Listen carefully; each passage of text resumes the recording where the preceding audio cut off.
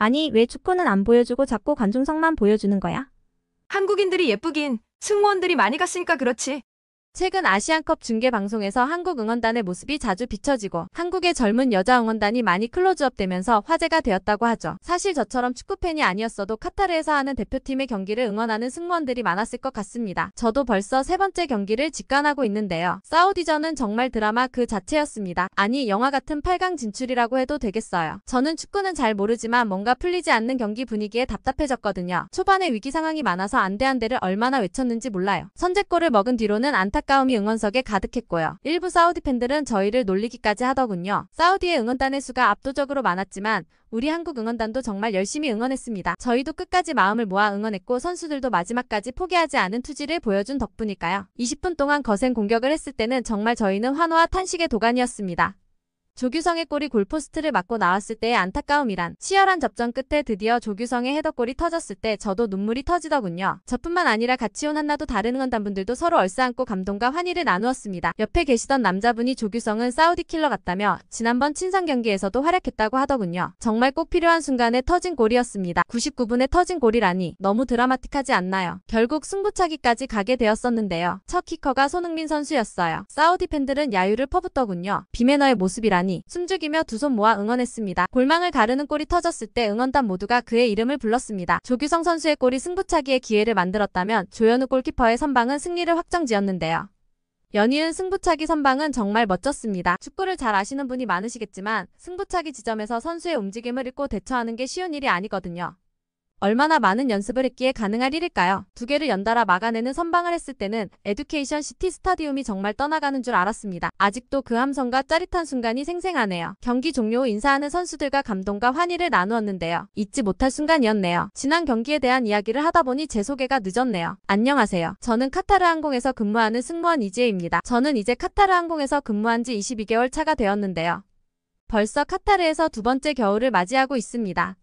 작년 월드컵에 이어 아시안컵이 카타르에서 열리면서 저희 승무원들도 축구장을 찾는 경우가 많아졌는데요. 그래서인지 저희에 대해 궁금해하시는 분들이 있을 것 같아 사연을 남기게 되었습니다. 카타르가 중동에 있는 오일머니로 부유한 국가라는 건 이제 많은 한국분들이 아실 것 같아요. 그리고 카타르가 중동에 있어 겨울에도 따뜻할 거라고 생각하시는데요. 한국의 가을에서 늦가을 정도로 생각하시는 분들이 많더라고요. 맞는 말이기도 하고 틀린 말이기도 한데요. 카타르의 겨울도 춥긴 합니다. 특히 전 올해 12월에 너무 추워서 고생했었답니다. 회사에서 움직일 때는 모르지만 숙소로 돌아와 방에서 자야 하는데 새벽에 추워서 깬 적이 한두 번이 아닙니다. 여기는 바닥이 대리석이고 한국처럼 온돌 시스템이 아니라서 한국의 겨울보다 기온이 높을지 몰라도 체감 온도가 너무 낮습니다. 방 온도가 바로 바깥 기온이라고 봐도 무방할 정도죠. 저는 추위를 많이 타는 편이라 한국에 있을 때는 방 온도를 25에서 26도로 맞추고 지냈었는데요. 요즘 도하의 기온은 12에서 18도랍니다. 제 방이 햇빛이 많이 드는 편은 아니라서 거의 13에서 15도의 방에 산다고 생각하시면 될 것 같아요.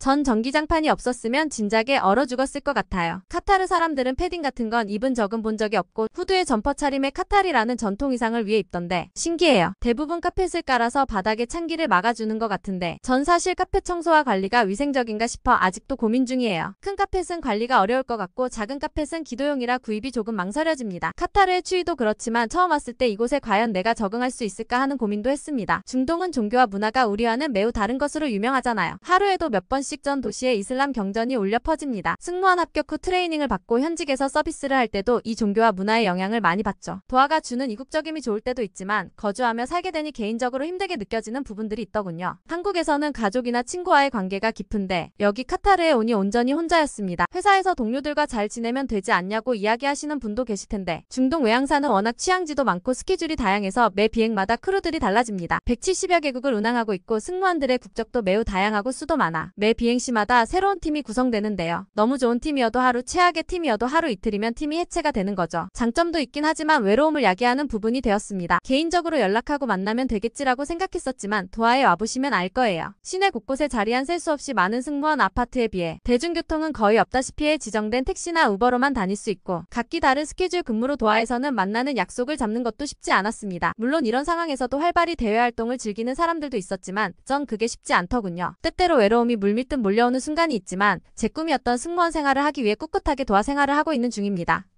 20대 중반에 세계를 누비며 다양한 경험을 할 수 있는 것도 매우 장점이고요. 비행 시간에 따라 다르긴 하지만 보수도 비교적 좋은 편이니까요. 도하에서는 별로 할 게 없어서 비행이 없는 스케줄이면 집에서 운동하거나 휴식하는데요. 집순이를 더 즐기게 되던 제가 요즘은 집 밖에서 지내는 시간이 많아졌습니다. 월드컵에 이어 아시안컵이 열리면서 도하에 많은 관광객이 찾아왔는데요. 그중에 한국을 응원하기 위해 한국 응원단과 관광객도 많은 것 같아요. 낯선 이국에서 한국인만 봐도 반가운 건 어쩔 수 없는 것 같습니다. 저희 사촌 언니와 조카도 카타르에 왔는데요. 전 사실 축구에는 별 관심이 없었는데 조카가 축구를 좋아해서 같이 보다 관심을 갖게 되었습니다. 제 조카는 어릴 때부터 축구를 좋아했습니다. 축구 꿈나무 교실이었나요? 한동안 축구 교실이 무척 유행일 때 축구 선수를 꿈꾸며 다니기도 했었죠. 예전에는 박지성 선수를 좋아했는데 지금은 손흥민 선수를 가장 좋아하는 것 같습니다. 한국인 선수가 출전하는 팀 경기는 다 챙겨볼 정도로 축구팬이죠. 유럽 프리미엄리그 경기까지 챙겨보느라 바쁘다고 하더군요. 직접 하는 축구 실력은 제가 직접 보지 못했지만 언니 말로는 팬심보다는 아쉽다고 했습니다. 그래도 꾸준히 축구 경기장을 찾고 취미로 축구도 하고 있는 듯합니다. 우리나라 사람들의 축구 사랑은 어릴 때부터 대단한 것 같아요. 아무튼 그런 조카와 언니의 방문이라 저도 같이 축구 경기장을 찾게 되었습니다. 이번 대회에는 손흥민 토트넘, 김민재 바이에른 뮌헨, 이강인 파리 생제르맹 등 유럽 빅리그에서 뛰는 선수가 라인업에 있어 무척 기대된다고 조카가 이야기했습니다. 역대급 스쿼드의 우승까지 노려보고 있다고 하니 더 열심히 응원을 하게 되는 것 같습니다. 조카가 준비해준 토트넘 유니폼을 입고 함께 경기장으로 향했습니다. 초대해줘서 고맙다는 인사와 함께 유니폼을 주었는데요. 자신의 용돈을 모아서 직접 선물했다는 말에 기특했습니다. 저희는 한국 대 바레인전을 관람하였는데요. 카타르 도하에서 열린 한국 대 바레인전에는 여성 팬들이 유달리 많이 입장했다고 합니다. 경기가 열린 자신 빈 하마드 스타디움 관중석은 15,000석 밖에 안 되는데요. 이 때문에 실제보다 더 많게 보일 수도 있겠네요. 나중에 안 사실이지만 제가 일하는 카타르 항공에 근무하는 한국인 승무원들이 많았다고 합니다. AFC 관계자에 따르면 한국인 승무원들이 입장권 구매를 문의해왔고 실제로 많이 샀다고 합니다. 저처럼 한국에서 가족이나 친구들이 와서 함께 경기를 관람하려고 했나봐요. 제가 알기로 카타르 항공에 근무하는 한국인들은 1000명에 육박하는데요. 경기장에 들어올 때는 응원복이나 평상복을 입으니 승무원인지 아닌지 알 길이 없습니다. 예전에 같은 크루에서 일하던 한국인 승무원 선배님이 월드컵 자원봉사를 한 것을 본 적이 있는데요. 경기장 입구 안내 데스크에서 경기 관련 정보와 티켓팅 문의가 들어오면 안내해주는 역할을 했었습니다. 한국어와 영어 그리고 아랍어까지 능통하기에 자원봉사 역할을 하기에 제격이죠. 경기도 관람할 수 있고 대회가 원활하게 잘 이루어지도록 돕는 역할도 하니 무척 뿌듯했다고 했습니다. 대회 기간 동안 본업을 접은 건 아니라 비행 일정이 잡히면 봉사활동 일정을 조율하고 본업에 충실해야 했습니다. 비행을 다녀오면 이틀간의 휴가가 주어지는데 이 시간에 다시 자원봉사를 한 거죠. 제가 너무 피곤하지 않냐고 물으니 피곤하긴 하지만 경기장에서 큰 대회를 직관하는 것도 무척 재미있었고 이런 경험은 돈 주고도 살 수 없는 값진 경험이라고 생각한다고 했습니다. 조카는 유니폼 외에도 많은 응원 도구를 가져왔는데요. 얼굴이나 팔에 할 수 있는 스티커 타투인 태극기 판박이를 준비해 왔더라고요. 이외에도 태극기를 이용해 만든 머리띠도 가져오고요. 카타르에 오는 날만 손꼽으며 하나하나 장만했다고 했습니다. 많이 사와서 다음 경기에도 사용할 수 있을 정도였습니다. 열심히 응원했지만 무승부로 끝나고 언니와 조카는 2박 3일의 여정이라 다른 경기는 보지 못하고 카타르 관광을 하고 한국으로 돌아갔죠. 축구 경기를 직관하다 보니 너무 매력있더라고요. 사실 저는 조카 때문에 축구를 보게 된 거라 감독의 전술 분석이나 평가는 하기 어렵습니다. 하지만 제가 한 가지 분명하게 이야기할 수 있는 건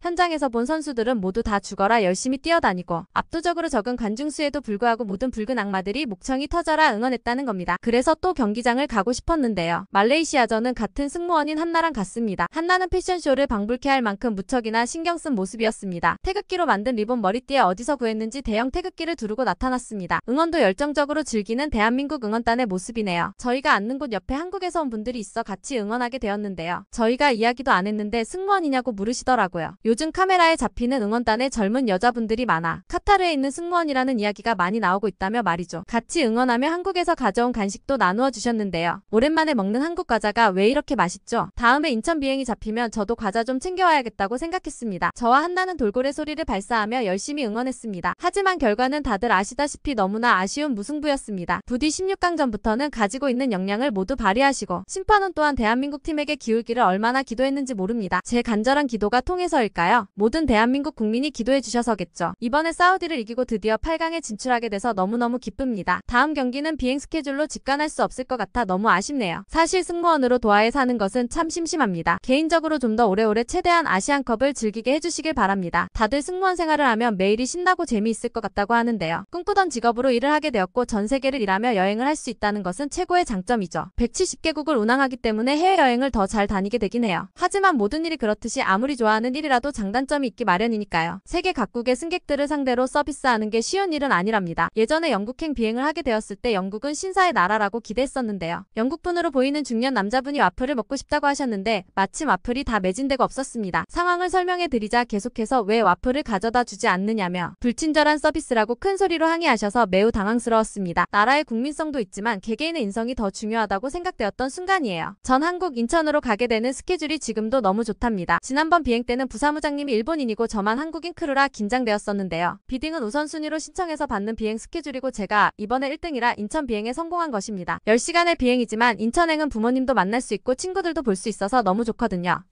하지만 온리원 한국인이라 엄청 바쁘게 불려다닌답니다. 제가 인천에 오면 바로 먹는 게 뭔지 아세요? 편의점에서 하나 식당에서 하나 있는데요. 편의점에서 먹는 건 바로 삼각김밥이에요. 외국에 나가 있으니 삼각김밥이 그렇게 먹고 싶더라고요. 전 바삭한 김을 즐기는 게 좋아서 전자레인지에 돌리지 않고 먹습니다. 그래도 맛있어요. 요즘 외국인들도 이 삼각김밥의 매력에 빠졌다고 하던데 먹어본 사람이라면 누구나 알 수 있죠. 그리고 제 최애 뼈해장국도 냠냠했습니다. 제가 감자탕을 진짜 좋아하는데요. 카타르에서는 먹기가 어렵습니다. 그래서 인천에 오면 마음껏 뼈해장국을 먹으며 달래지지 않았던 마음을 가득 충전한답니다. 축구 이야기를 하다가 너무 먹는 이야기를 했네요. 카타르에서 지내는 승무원들에 대한 관심이 높아져 제 이야기를 좀 해보았는데요. 다음 경기에 집가는 못하지만 한국 선수들이 4강을 넘어 우승까지 할 수 있게 되길 바랍니다. 오늘의 이야기는 여기까지입니다. 이야기가 재미있으셨다면 좋아요와 구독 눌러시고 주변에 공유해주세요. 감사합니다.